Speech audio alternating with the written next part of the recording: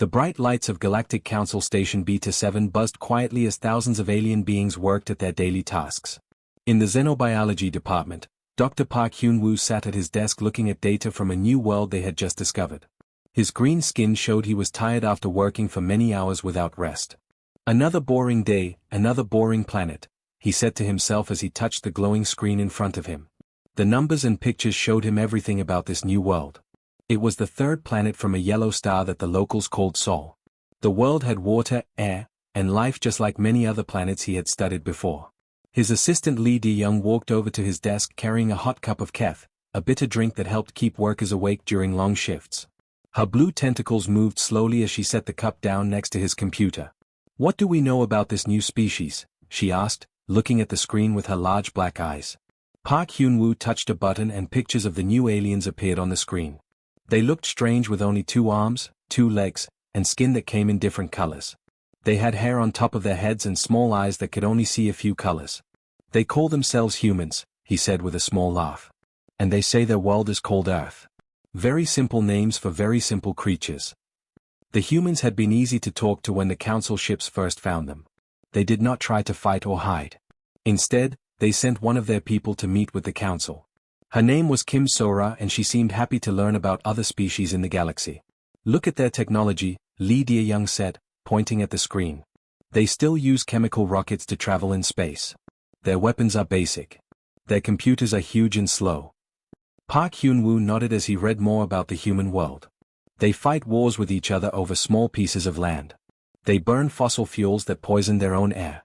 They cannot even work together to fix problems on their own planet. The data showed that humans lived for a very short time compared to other species. Most died before they reached 100 Earth years. They needed to eat food every few hours or they would become weak. They could not see in the dark. They could not breathe underwater. They could not survive in cold or heat without special clothing. "Very weak," Lee De-young said. "How did they even survive long enough to develop space travel?" Park Hyun-woo looked through more files about Earth. The planet seemed normal at first glance. It had forests, oceans, mountains, and deserts like many worlds. But as he read deeper, he started to notice strange things. "This is odd," he said. "Look at these animals on their world." The screen showed pictures of Earth creatures. There were giant cats with long teeth that could kill prey much larger than themselves. There were bears that stood taller than humans and had claws like knives. There were snakes with poison that could kill a human in minutes. There were spiders that could jump and bite. There were sharks in the water with rows of sharp teeth. And the humans live with these creatures? Lee De-young asked with surprise.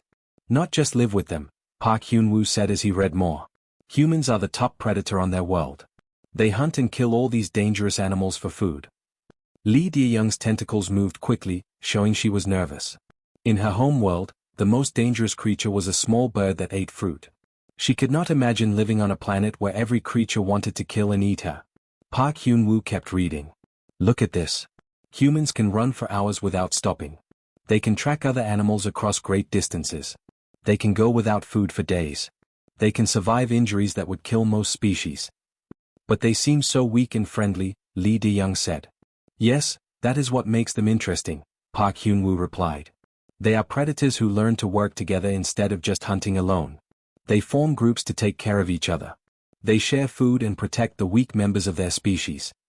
The office door opened and Council Archivist Thek walked in on his 6 legs. His purple shell gleamed under the bright lights as he looked at their work.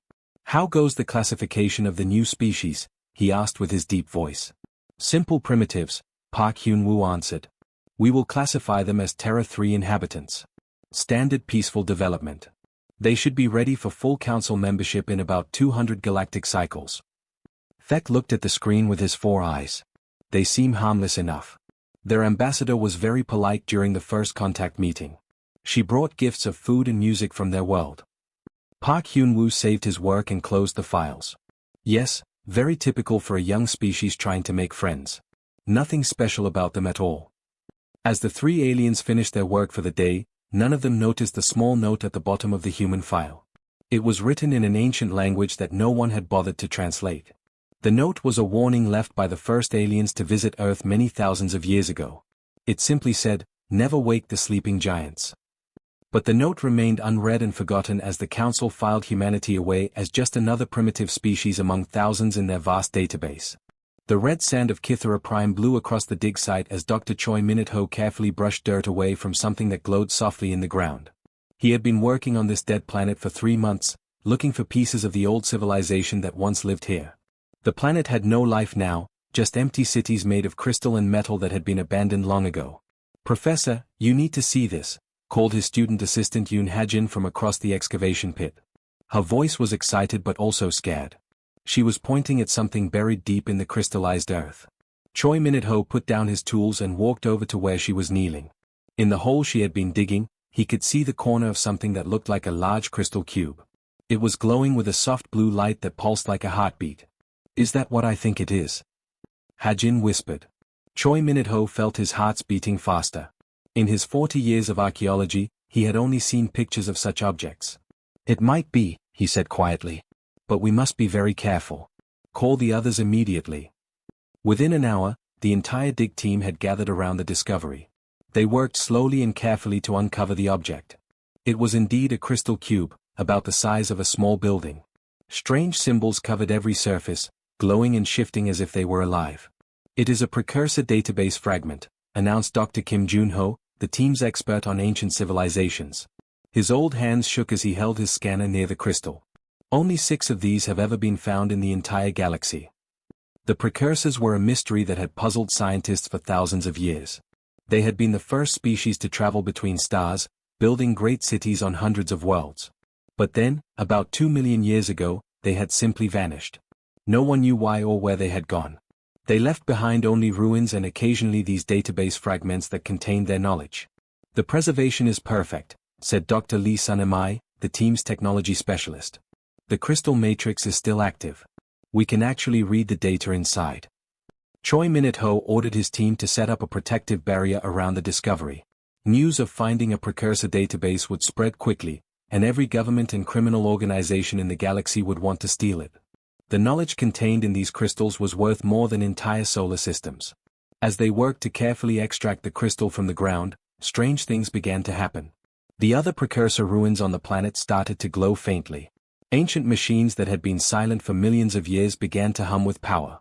It was as if the database was waking up the entire dead city.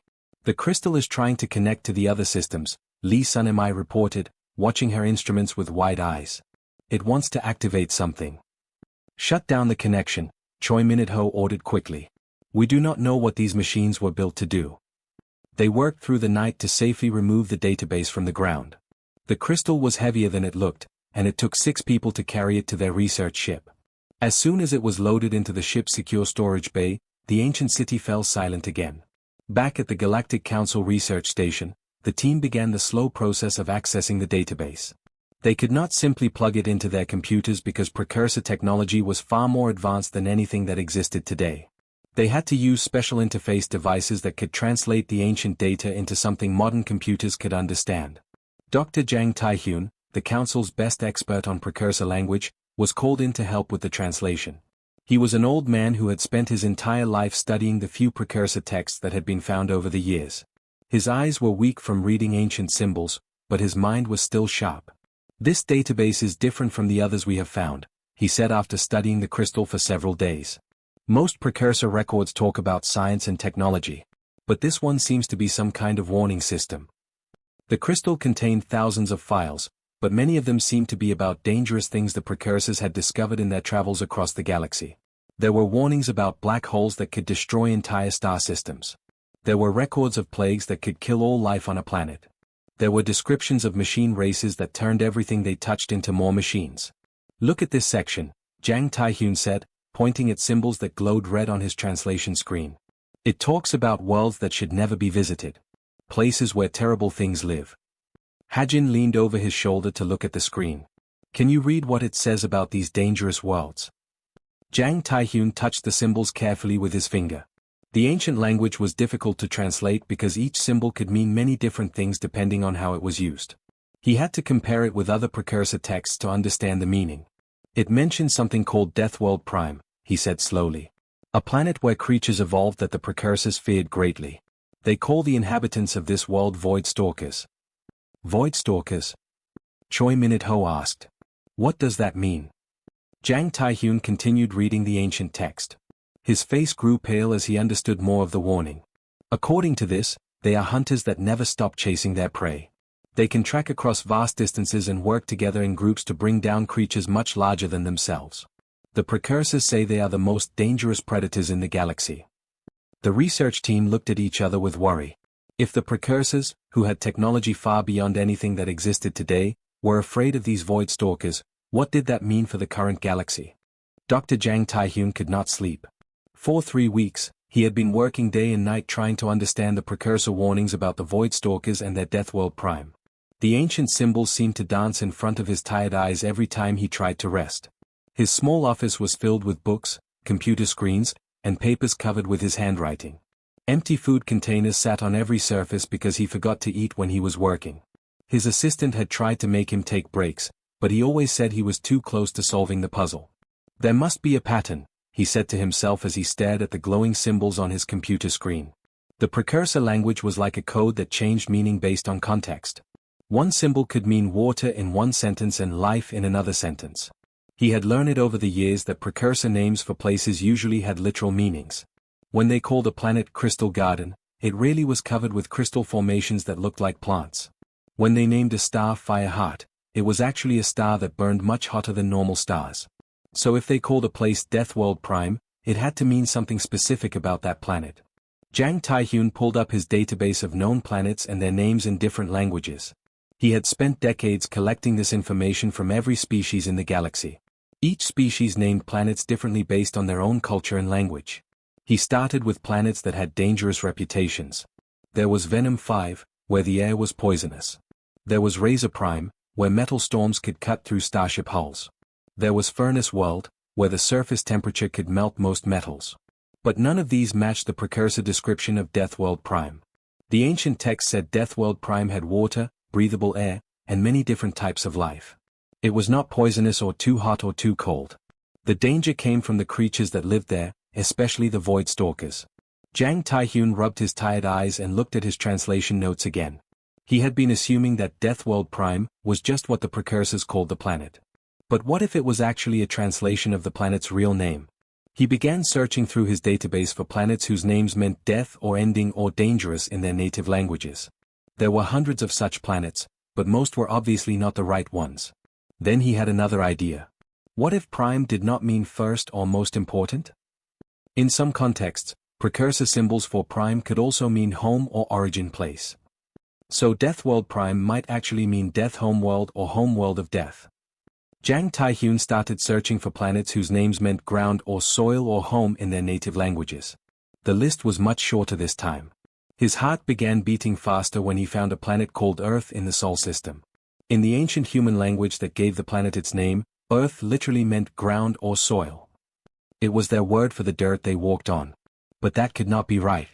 Earth was the home world of the humans, the friendly species that had just joined the council. They were weak creatures who could barely travel between planets. They were nothing like the terrifying void stalkers described in the precursor warnings. Jang Taehyun pulled up the files on humanity that Dr. Park Hyun-woo had created just a few months earlier. He read through the description of human biology, culture, and history. As he read, his hands began to shake. Humans were persistence hunters who could track prey for days without stopping. They had evolved on a planet filled with dangerous predators, but somehow became the top hunters themselves. They worked together in groups to bring down creatures much larger and stronger than individual humans. The precursor warnings described void stalkers as creatures who pursue their prey across vast distances without tiring. Humans could run for hours without stopping, longer than almost any other creature on their planet. The ancient text said void stalkers form pack bonds to hunt together. Human society was built on forming groups and working together. The precursors wrote that void stalkers were clever enough to use tools and adapt to any environment. Humans had spread across their entire planet, living in frozen lands, hot deserts, and everything in between. With trembling fingers, Jang Taehyun began running the precursor symbols for Death World Prime through his translation software. He tried different contexts and meanings for each symbol.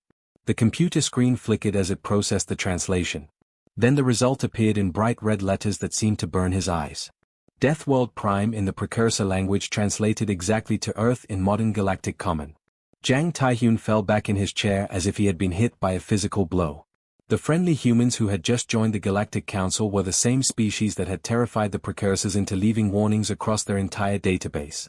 He quickly searched for the precursor symbols that described the Void Stalkers themselves. His translation software worked for several minutes before displaying the results. Void Stalkers translated to humans. Ambassador Kim Sora, who had been so polite and friendly during the first contact meetings, was a member of the species that the most advanced civilization in galactic history had feared above all others. Jang Taehyun reached for his communication device with shaking hands. The Galactic Council needed to know immediately that they had just welcomed their worst nightmare into their midst. But as he prepared to send the message, he wondered if it was already too late. How many human ships were already in Council space? How many humans were walking freely through Council stations? The precursors had vanished 2 million years ago.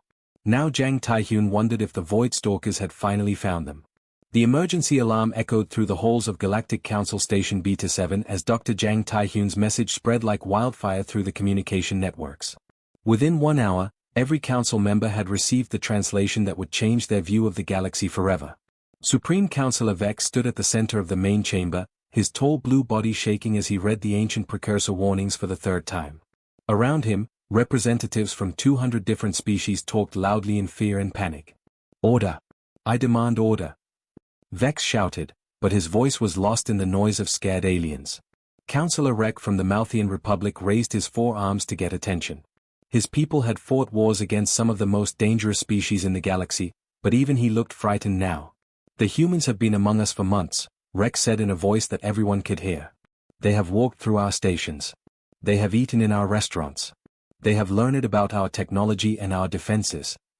The chamber fell silent as the terrible truth sank in. The species they had welcomed as friends were actually the monsters that had scared the most advanced civilization in history. Dr. Jang Taehyun stood at his translation console, still wearing the same clothes he had worn for 3 days. His eyes were red from lack of sleep, but his hands were steady as he read from the ancient database. "The precursor records are very clear," he said.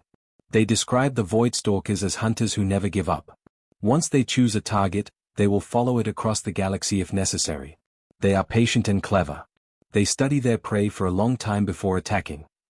Military Commander Bell activated her communication device with one of her 6 tentacles. "Security Command, I need an immediate report on all human vessels in Council space." The answer came back quickly. 17 human ships are currently docked at Council stations. The largest is Ambassador Kim Sora's diplomatic vessel at Station Alpha 1. We also have 43 humans living or working on Council worlds. Commander Bell's tentacles turned pale.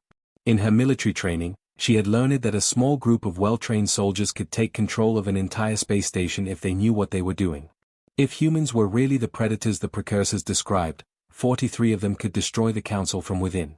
"What weapons do they carry?" she asked. "Standard diplomatic security only," came the reply. "Small energy pistols and personal protection devices." Councillor Thek, who had helped classify the humans as peaceful, spoke up from his corner of the chamber. "But the precursor records say they do not need advanced weapons. They are the weapons." Dr. Jang Taehyun nodded and pointed to a section of the ancient text on his screen. "Look at this passage. It says the Void Stalkers can kill with their bare hands. They can use simple tools to make deadly traps. They can turn any environment into a hunting ground." The translation on the screen made every alien in the chamber feel cold with fear. "Beware the Void Stalkers, for they need no claws or fangs. Their minds are their deadliest weapons. They will learn your weaknesses and use them against you. They will smile as they destroy you." Supreme Councilor Vex tried to think clearly despite his fear. "What do we know about their current activities? Are they preparing for some kind of attack?" Dr. Park Hyun-woo, who had first catalogued the humans, stood up slowly. He looked sick as he remembered all his interactions with Ambassador Kim Sora. She was so friendly. She asked so many questions about our technology, our defenses, our government structure. I thought she was just curious. "She was gathering intelligence," Commander Bell said grimly. "Just like the precursors warned they would do." Councillor Rek pulled up security footage on the main screen. It showed Ambassador Kim Sora walking through the station 3 days earlier. She was smiling and talking with different aliens, asking about their home worlds and their cultures. "Look how she moves," Rek pointed out. "See how her eyes constantly scan the area around her. She is not just being friendly. She is studying us like a hunter studies prey. The chamber watched in horror as they realized that every friendly conversation, every cultural exchange, every diplomatic meeting had actually been the humans learning how to destroy them. Dr. Jang Taehyun found another section of the precursor database. There is more. The ancient records say that voidstalkers do not hunt alone. When one finds a target, others will come. They call to their pack across the stars. How many humans are there on their home world? Supreme Counselor Vex asked. The answer came from the original survey data, approximately 8 billion. The number hit the council chamber like a physical blow. 8 billion voidstalkers living on one planet, waiting for the signal to spread across the galaxy. Commander Bell began issuing orders to her security forces. I want all human vessels surrounded, but do not let them know we suspect anything. If they realize we have discovered their true nature, they might attack immediately. What about the humans already living on our worlds? Asked Counselor Thek. Monitor them closely, but do not arrest them yet. If we move too quickly, we might trigger the response the precursors warned about. Supreme Counselor Vex looked around the chamber at the faces of the most powerful beings in the galaxy. For the first time in centuries, they were all united by one emotion, pure terror. Ambassador Kim So-ra is scheduled to address the full council tomorrow, he said quietly. What do we do when she arrives? No one had an answer. The great council chamber had never been so quiet. 200 of the galaxy's most powerful beings sat in complete silence as Ambassador Kim So-ra walked slowly to the center of the room. Her footsteps echoed like thunder in the massive space. She wore a simple blue dress that represented Earth's oceans, and her black hair was tied back in a neat style. To most observers, she looked exactly like the friendly diplomat who had been working with the council for months. But now every alien in the room saw something different when they looked at her. They saw a predator. Behind Kim So-ra, hidden from her view, 50 council security guards stood ready with weapons. Commander Bell had positioned them throughout the chamber, though she doubted their weapons would be effective against a voidstalker if the ancient warnings were true. Supreme Counselor Vex stood at his podium, trying to keep his voice steady. Ambassador Kim So-ra, we have discovered some information about your species that we need to discuss. Kim So-ra nodded calmly. You found a precursor database, didn't you? The chamber erupted in shocked whispers. She had known about their discovery before they even told her. Just like a hunter who could sense when prey had detected her presence. Dr. Jang Taehyun stepped forward with his translation device. His hands shook as he activated the holographic display showing the ancient precursor warnings. These records call your people void stalkers, he said. They describe your world as Deathworld Prime. They warn that your species is the most dangerous in the galaxy. Kim So-ra looked at the glowing symbols without any surprise on her face. The translation is correct, she said simply. We do come from what you would call a death world. We did evolve as persistence predators. The precursors were not wrong about what we once were. Counselor Rex stood up, his forearms trembling. Then you admit that humans are the monsters the precursors feared. We were monsters, Kim So-ra replied. 2 million years ago. She walked closer to the center of the chamber. Every security guard raised their weapons slightly, but she showed no sign of aggression. Her movements were calm and controlled. May I tell you a story? She asked. Supreme Counselor Vex nodded, though he kept his hand near the emergency alarm. Kim So-ra smiled, and for the first time since learning the truth, some of the council members noticed that her smile looked genuine, not threatening. Long ago on Earth, humans lived in small tribes, she began. We hunted animals for food. We fought other tribes for territory. We were exactly what the precursor records describe, persistence predators who would chase prey until it collapsed from exhaustion. She paused and looked around the chamber at all the different alien species. But something interesting happened as we evolved. We discovered that working together was better than fighting each other. We learned that protecting the weak made our entire group stronger. We found that sharing knowledge helped everyone survive. Dr. Park Hyun-woo, who had classified humans as peaceful, spoke up. But you still have the instincts of predators. The precursors warned that you would use friendship as a weapon. Kim So-ra nodded. We do still have those instincts. Every human has the ability to track, to hunt, to pursue a goal with endless determination. But we learn to use those skills for building instead of destroying. She gestured to the holographic display showing Earth. Look at what we built on our death world. We turned a planet full of predators into a place where billions of people live in peace. We used our hunting instincts to hunt for knowledge, for cures to diseases, for ways to make life better. Commander Bell stepped forward. The ancient warnings say that void stalkers call others of their kind when they find new prey. Are more humans coming to hunt us? Kim Sora's expression became more serious. More humans are coming, yes. But not to hunt you. The chamber fell silent again as fear gripped every council member. They are coming to protect you, Kim Sora continued. Because that is what we do now. We protect our pack, and you have become part of our pack. Councillor Thek looked confused. What do you mean? The precursors vanished 2 million years ago, Kim Sora explained. Something made the most advanced civilization in history disappear completely. Whatever destroyed them is still out there in the dark spaces between stars. She walked to the great window that looked out into space. Humans spent millions of years evolving to be the perfect hunters. We can track anything across any distance. We never give up once we choose a target. We work together to bring down threats much larger than ourselves. Kim Sora turned back to face the council. The precursors were afraid of what we once were. But what we became is your best hope for survival against whatever is coming. Supreme Councillor Vex felt something he had not expected, hope mixed with his fear. And if we choose not to trust you? Kim Sora's smile returned, but now it looked protective rather than predatory. Then we will still protect you. Because that is what guardians do. We protect our family whether they want us to or not. She looked around the chamber one final time. The choice is not whether humans will defend this galaxy. We will. The choice is whether you want us as your allies or whether you prefer us to work alone in the shadows. Commander Bell slowly lowered her weapon. For the first time since learning the truth about humans, she felt safer rather than more afraid. Supreme Councillor Vex extended his hand in the ancient gesture of alliance. Welcome to the family, Earth. Kim Sora shook his hand firmly. Thank you. Now let's talk about what's really hunting us all.